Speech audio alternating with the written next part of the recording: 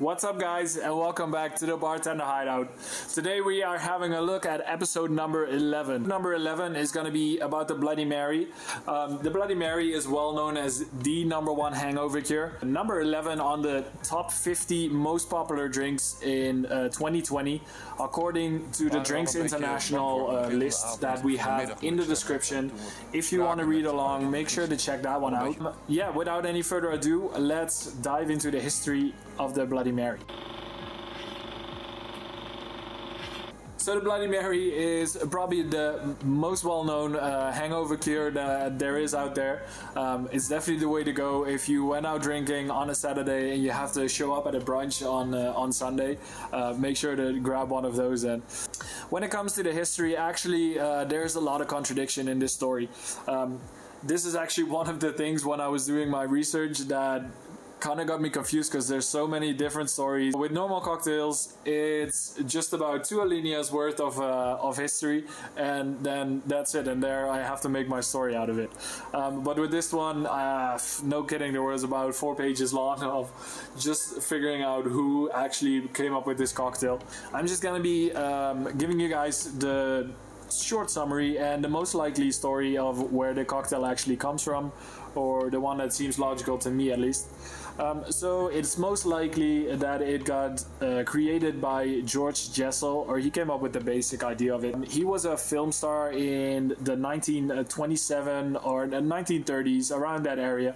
The story is actually in his book, or in his autobiography, which kind of shows a little passage of a story that basically comes down to having a very good origin story for the Bloody Mary there. So the story in this book goes as follows.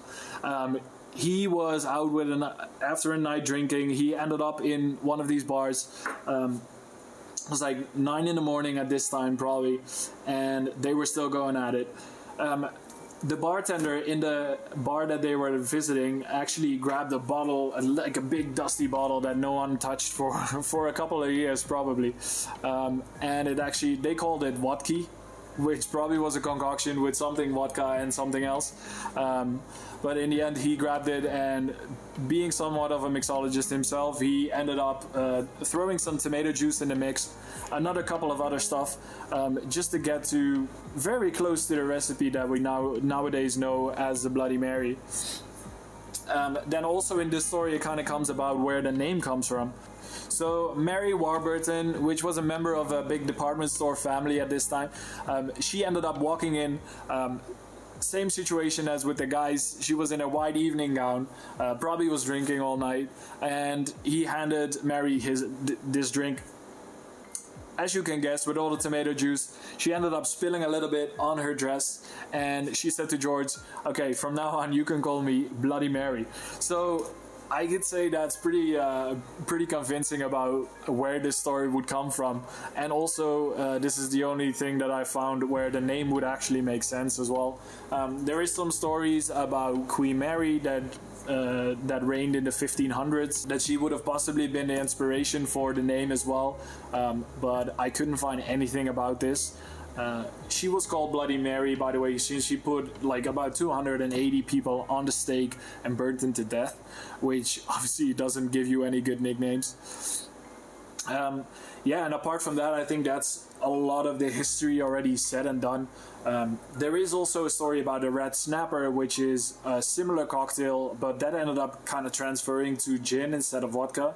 So I'm not going to go too deep into that. This might be something for a future video if you guys want to see that. I'm not going to go too long with the history here, and I'm just going to show you guys how to make the Bloody Mary. Okay guys, let's get going on this Bloody Mary. I'm gonna start off by grabbing my shaker. I actually am not gonna shake this cocktail, but I'll show you in a little bit what we are gonna be doing. But first, let's get into all of these ingredients. You can see a couple of them already here, maybe. I'm gonna start off with 2 ounces of our vodka. I'm using an Airstuff in my case. So, as I said, 2 ounces or 60 milliliters of vodka.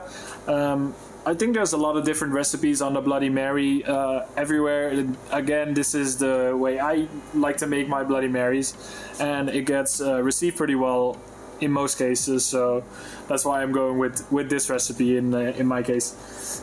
Then I have a Minute Maid tomato juice.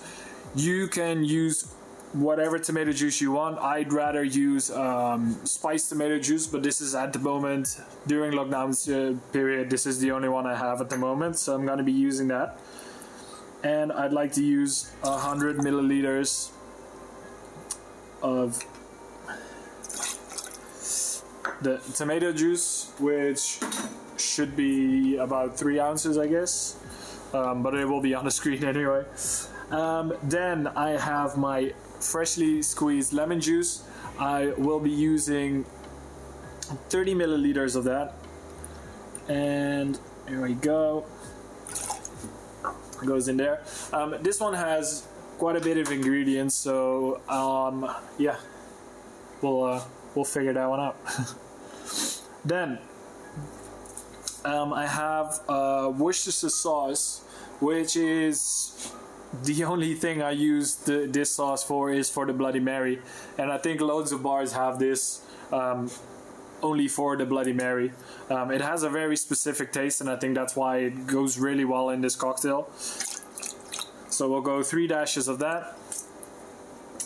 And then I have my pepper and salt. I'll be doing about 3 dashes of my salt as well, and 3 dashes of our pepper, or 3 grounds of pepper, I guess, if that's the thing. And then lastly, I'd like to use Tabasco, and I tend to go a little bit easy on the Tabasco at first, because if people want it more spicy, you can always add the spice. You can't take it out, unfortunately. So that's why I think it's always better to go easy on the spice in the beginning, and then rev it up a little bit if people want more spices. Yeah, and I think for ingredients wise, we're already there. Let's show you what I meant about that we're not going to be shaking. So I'd like to roll this one.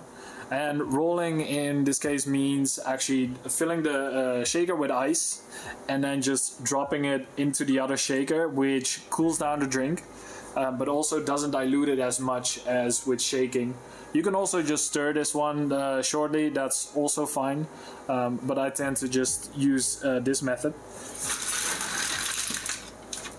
So we'll fill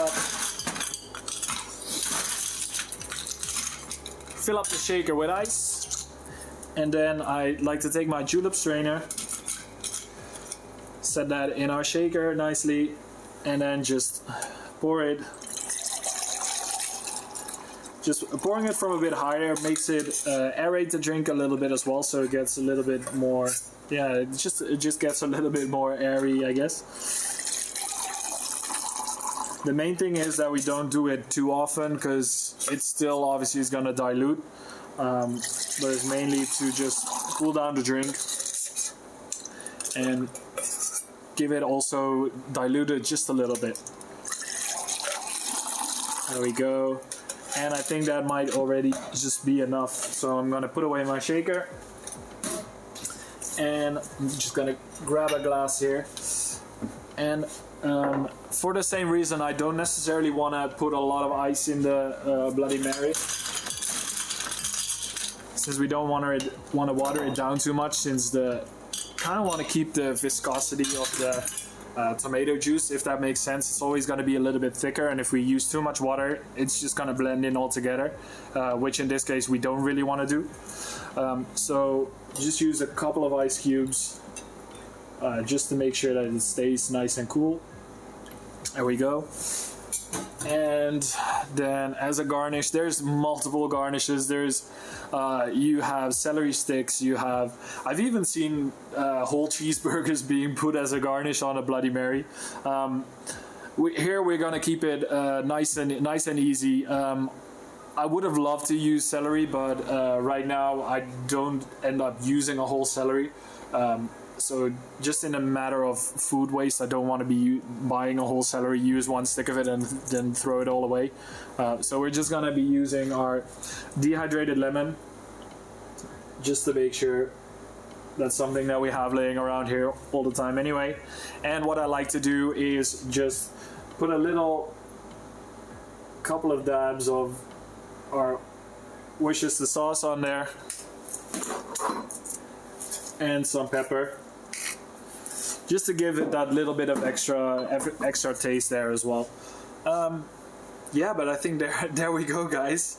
That's the Bloody Mary. Let's have a taste and see what this one is all about.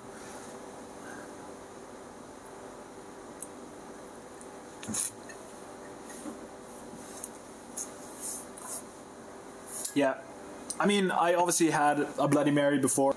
To me, it was always one of those cocktails that I enjoyed for about a sip. I'm kind of the same with the margarita. I enjoy the first sip, and then if I have to drink a whole glass, I tend to lose my interest in it. Apart from that, it's still a nice cocktail, and I'm sure if I'm hungover or whatever, and someone would put this in front of me, and then I'd be like, hey, just have this. It might actually help me. I don't know. Don't have those big hangovers, luckily. But yeah, it's still a very interesting cocktail, and I think its history is interesting. Just makes for overall. I get why it's on number 11 on the list. Yeah, it just makes sense. It's something special. You don't see a lot of these cocktails floating around with tomato juice. There's a couple of that out there, but it's just a really interesting ingredient to use as well. And they really nailed it on this one. So yeah, guys, I think that's all for this cocktail countdown episode. I'm gonna just leave you there and have fun making this cocktail at home if you're planning to do so. And otherwise, make sure to order it somewhere when you're hungover. It might really help you there. So yeah, thank you for watching this episode. Make sure to leave a comment, like this video, and subscribe if you enjoy what we're doing. And apart from that, I guess I'll see you guys next week.